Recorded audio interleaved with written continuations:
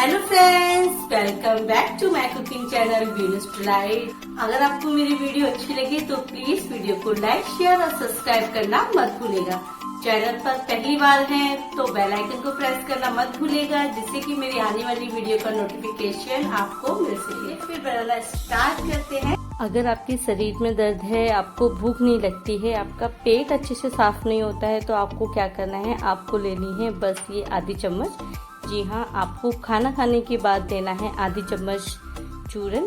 और इसकी रेसिपी मैं आपके साथ शेयर करूँ तो इसे ना गुनगुने पानी से या सादा पानी से भी ले सकते हैं। तो इसे बनाने के लिए हमें चाहिए जीरा, अजवाइन और मैंने यहाँ पे ली है सौंफ।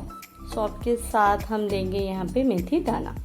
तो इन सब चीज़ों की क्वांटिटी आप अपने हिसाब से ले सकते हैं। जितना आप क्वांटिटी में बनाना चाहें ना, आप उतना क्वांटिटी में आप बना सकते हैं। बस आपको एक चीज़ का ध्यान रखना है कि आपको सारी चीज़ें नाप कर ही लेनी है।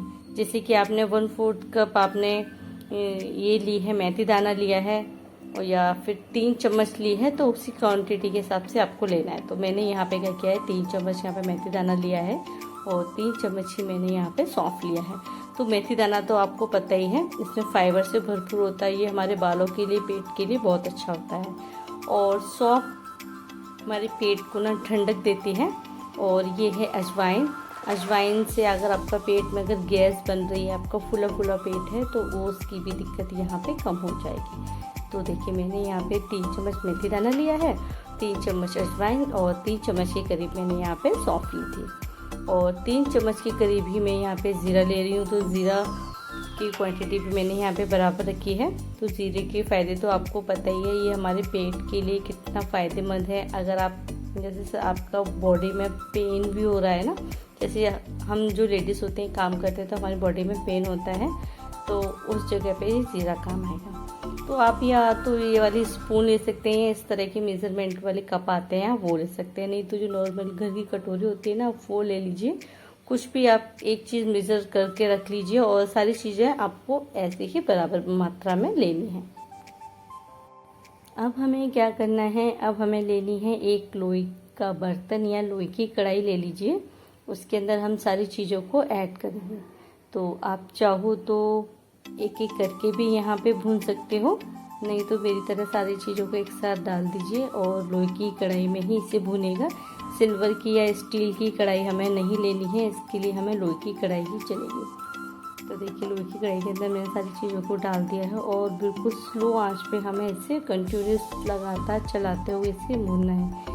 जिससे क्या होगा कि ये नीचे से जलेंगे नहीं, और इसे लगातार हम चलाएंगे ना, तो अच्छी तरह से चारों तरफ से अच्छे से भून जाएगा। तो जब ये सारी चीज़ें अच्छे से भून जाएगी ना, तो इतनी अच्छी महक आएगी।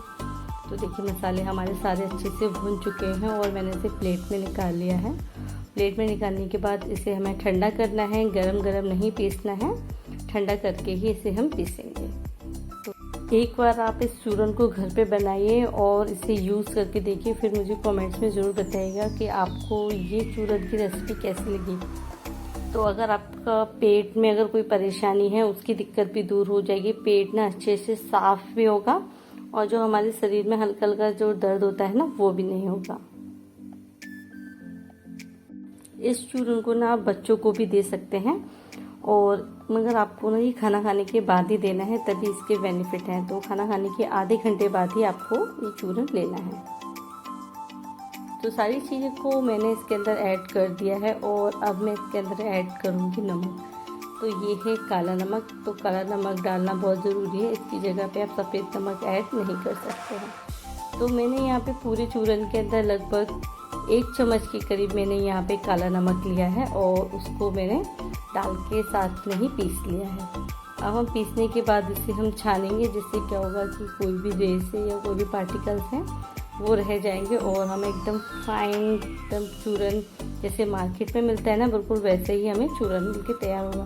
तो देखिए, कुछ कुछ पार्टिकल्स रह भी जाते हैं, तो आप इसे डिस्कार्ड कर सकते हैं। चूरन हमारा बनके तैयार है, और अब हमें क्या करना है, एक हमें इस तरह की कांच की बोतल लेनी है। ध्यान रखिएगा, एकदम सूखी बोतल होनी चाहिए, और उसके अंदर हमें इसको भर के रख देना है। तो आपको ये रेसिपी कैसी लगी, तो फिर मिलते हैं नेक्स्ट वीडियो में। तब तक के लिए गुड बाय।